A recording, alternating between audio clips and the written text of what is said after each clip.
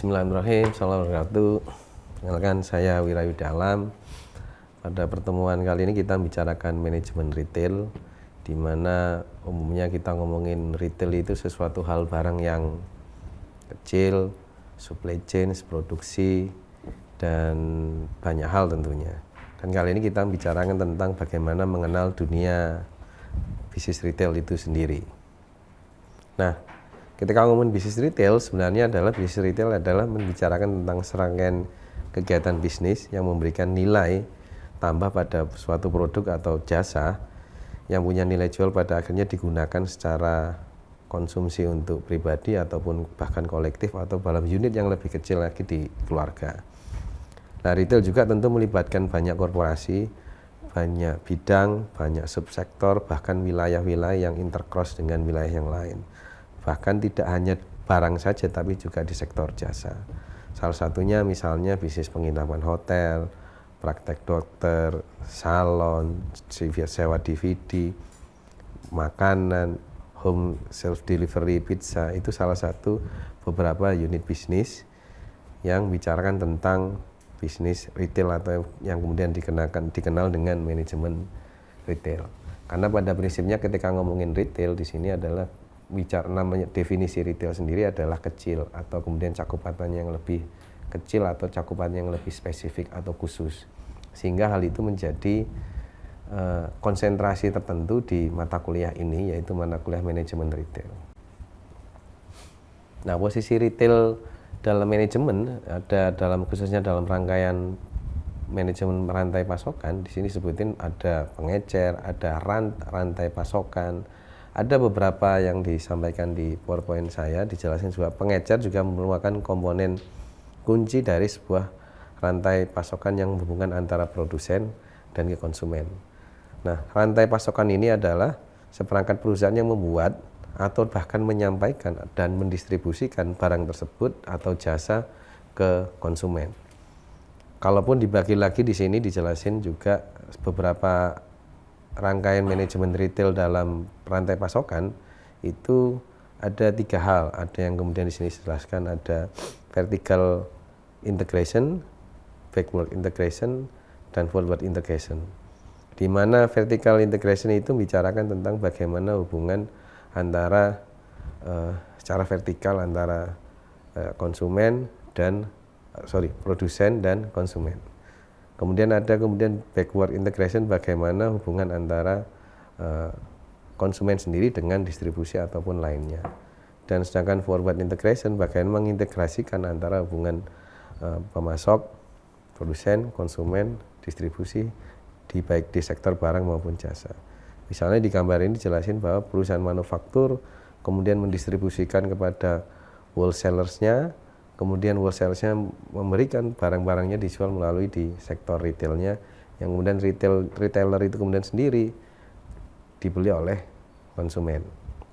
Nah, itu beberapa salah satu posisi atau tahapan yang umumnya terjadi di rantai pasokan di sebuah manajemen retail di rantai pasokannya.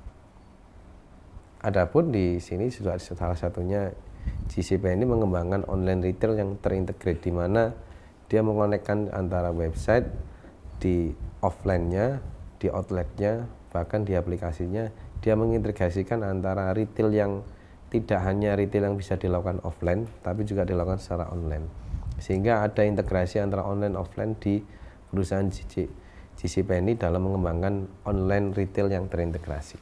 Sehingga baik online maupun offline itu tetap ada konektivitas dan memberikan impact yang positif dari sisi penjualan, product knowledge, maupun ketersediaan toko yang bisa berintegrasi dan memudahkan para konsumen untuk mendapatkan barang tersebut. Dalam hal ini kenapa retail itu menjadi penting dan umumnya dibutuhkan? Karena salah satunya pengecer juga dianggap sangat efisien dalam melakukan kegiatan aktivitas ekonominya dalam rangka meningkatkan nilai produk dan jasa bagi konsumen itu sendiri. Karena kenapa? Dari sisi retail atau pengecer, dia menyediakan berbagai macam produk jasa, ada barang, contohnya barang bulk, barang dalam mengelola persediaan, bahkan menyediakan layanan menyediakan layanan langsung kepada konsumen itu sendiri. Nah, ada 4 hal yang salah satunya ingin saya jelaskan di sini, bahwa pentingnya sebuah pengecer, atau dalam sektor yang lebih kecil pengecernya itu sendiri. Itu menjadi tolak ukur dan ujung tombak bagi penjual. Karena sehebat apapun perusahaan ataupun manajemen marketingnya, apabila pengecernya tidak jalan atau tidak optimal, maka hubungan rantai pasokannya di retail tidak bisa terkonek, sehingga implikasinya apa? Tentu implikasinya penjualan menurun, ketersediaan kurang, produk knowledge belum tentu diketahui, hubungan antara loyalitas konsumen kepada produk tertentu juga tidak bisa terbangun. Itu menjadi hal penting bagi pengecer. Ini beberapa pemain retail global yang ada di dunia. Ada di sini yang paling tinggi atau yang paling terkenal di Walmart, dan ada beberapa yang lainnya juga, ada Seven & Holding dan Safeway. Nah, ini beberapa pemain retail global yang ada di berbagai negara, dan ketersediaan rantainya juga banyak dan produknya juga banyak, baik di sisi barang maupun jasanya. Karena ketika ngomongin retail, maka nilai lebih perusahaan manajemen retail itu atau perusahaan retail itu harus menyediakan berbagai macam banyak produk. Sehingga ketika konsumen datang kepada produsen atau di perusahaan yang menjual barang-barang retail, harapannya one stop shopping. Artinya one stop shopping ketika datang di salah satu toko atau gerai atau perusahaan bergerak di bidang sektor retail, maka dia mendapatkan banyak pilihan dan semua sudah tersedia di situ. Kita ini bicarakan tentang bagaimana peta permainan bisnis retail dunia. Ada banyak. Kalau kemudian saya cakup di sini ada kurang lebih 4 negara besar, yaitu ada Amerika, Eropa, India, dan Cina. Dan tentu di sini dibagikan ada beberapa indikator bahwa retail di Amerika sangat tinggi, di Eropa cukup sedangkan di India cukup rendah, dan di Cina juga rendah. Di Amerika misalnya rule of wholesale-nya atau sales-nya, distributor besarnya terbatas, Eropa cukup moderat, India ekstensif, dan Cina juga ekstensif.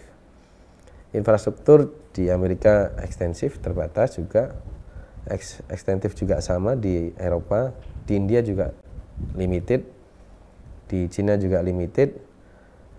Adapun misalnya restriction on retail location di Amerika tidak banyak, few. Kemudian Amerika considerable, artinya ditentukan. India juga sama, sedangkan di Cina juga few. Nah, ketika membicarakan beberapa hal tersebut, maka setiap negara punya kelebihan dan kekurangan, atau nilai lebih, nilai kurang yang bisa saling menutupi, sehingga pemain retail global tentu harus melakukan strateginya untuk melakukan kinerja ataupun proses bisnis pasokannya di antar negara, karena beberapa negara di Amerika, Eropa maupun India dan Cina punya beberapa hal yang berbeda, sehingga itu jadi poin lebih dan menentukan strategi yang pas seperti apa. Ini beberapa proses keputusan manajemen retail. Umumnya secara global retail pasti membicarakan tentang bagaimana tipe retailnya, multi channelnya seperti apa. Semakin banyak multi channel yang bisa distribusikan dan bisa dijualkan akan menjadi lebih baik. Dan yang paling penting juga perilaku konsumen tiap negara ataupun perusahaan atau wilayah tentu punya perilaku konsumen yang berbeda. Retail strategi sendiri tentu ada juga hal yang paling penting, karena bagaimana menentukan strategi keuangannya, strategi marketingnya, penentuan lokasi bisnisnya, kemudian mengorganisir dan memberikan informasi kepada publik atau konsumen, dan juga bagaimana membangun relasi antara customer. Ini menjadi beberapa hal yang paling penting di sektor retailing strategi. Selain bicarakan tentang the world of retailnya atau umum pengantarnya, lingkup retailnya. Merchandising management juga penting, bagaimana menentukan strategi pricing, dan komunikasi retailnya juga menjadi hal yang paling krusial juga dari sektor proses keputusan manajemen retail. Dan terakhir, poin yang selanjutnya adalah store management. Bagaimana manajemen store, bagaimana manajemen persediaan lokasi, ketersediaan barang. Ketika ketersediaan terlalu banyak daripada kebutuhan, maka perusahaan itu harus menanggung beban tempat, waktu, dan biaya dan keuangan yang harusnya segera diputar. Karena ketika ngomongin retail, ya sekali lagi ketika ngomongin retail, proses percepatan penjualan dan distribusi yang cepat menjadi poin utama dan keunggulan dari sebuah perusahaan retail. Nah, ini ada beberapa faktor yang mempengaruhi dunia retail secara, kemudian ya saya bagi jadi dua, secara makroekonomik maupun mikroekonomik. Secara makro tentu dipengaruhi ada beberapa hal yang kemudian saya cakup di sini, ada paling nggak 5 poin. Teknologi, sosial budaya, etika bisnis, hukum, dan politik. Makroekonomik misalnya teknologi, ketika negara tersebut teknologinya tersedia cukup tinggi, maka akan memudahkan bagi suatu perusahaan untuk melakukan integrasi baik online maupun offline dalam rangka meningkatkan penjualan dan membangun relasi dengan customer-nya. Sosial budaya juga mempengaruhi bagaimana perusahaan mendesain, menentukan strategi marketingnya yang pas, karena perilaku konsumennya pasti dipengaruhi sosial budaya yang ada di wilayah atau negara tersebut. Hukum dan politik, setiap negara punya keputusan bisnis yang berbeda dan punya keputusan ekonomi maupun manajemen retail dan hukum retail yang berlaku di masing-masing negara, sehingga itu perlu strategi khusus dan menjadi pertimbangan makroekonomik bagi sebuah perusahaan retail atau dalam mengelola manajemen retail itu sendiri. Secara mikro misalnya, kalau mikro apa? Ketika mikro ya kita bicarakan bagaimana kompetitor itu sendiri, kompetitor yang kemudian bisa memberikan persaingan yang tentu bisa, harapannya bisa meningkatkan kualitas produksi, produktif maupun kinerja karyawan dan perusahaan itu sendiri. Karena ketika retailing itu tidak punya kompetitor, maka dia akan mendominasi, dan implikasi mendominasi maka tidak ada kreativitas dan inovasi dari produk retail itu sendiri. Sehingga ketersediaan atau kehadiran kompetitor menjadi hal yang paling penting. Dan yang kedua, bagaimana pelanggan, perilaku konsumen bagi pelanggan itu terhadap suatu produk itu menjadi hal yang cukup penting. Kenapa menjadi hal cukup penting? Harapannya ketika ngomong retail bisa membangun, ketika menemukan barang retail, menjual produk retail, maka harapannya konsumen dan produksi atau produsen itu bisa membangun relasi loyalitas yang kontinu, dan tidak hanya pada bagian tertentu saja atau waktu tertentu, tapi dalam kontinuitas yang pas dan sesuai. Itu menjadi hal yang cukup menjadi poin concern di faktor yang mempengaruhi di dunia retail sendiri. Jadi bagaimana membangun perilaku konsumen dan loyalitas pelanggan. Ini ada beberapa elemen bauran retailnya, ada CS, store design, komunikasi juga hal yang menjadi penting, lokasi juga salah satu jadi hal yang penting, dan pricing. Ini beberapa poin strategi elemen yang kemudian menjadi bauran poin penting dari retail strategi. Apakah semua mempengaruhi? Ya tentu mempengaruhi. Ada beberapa poin penting dan ini semua sektor, semua strategi akan mempengaruhi. Besarannya berapa? Tergantung produk, tergantung lokasi, tergantung manajemen perusahaannya. Karena itu menjadi hal paling krusial. Misalnya pricing.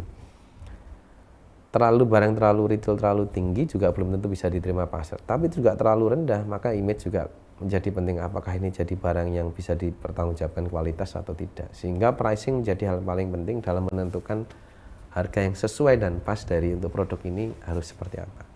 Mendesain storage desainnya seperti apa, jarak antara distribusi, penjualan, dan toko, alurnya seperti apa, dan itu menjadi penting. Ketika storage terlalu jauh dari tempat penjualan, tentu ada ongkos logistik yang itu tentu berimplikasi terhadap harga yang akan dijual.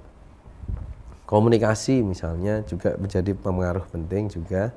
Bagaimana membangun komunikasi brand perusahaan, brand personal, brand produknya, atau bahkan menentukan brand korporasinya melalui CEO atau bahkan produknya, atau memberikan brand tersebut kepada brand ambassador tertentu untuk mengenalkan produknya sehingga bisa diterima oleh publik.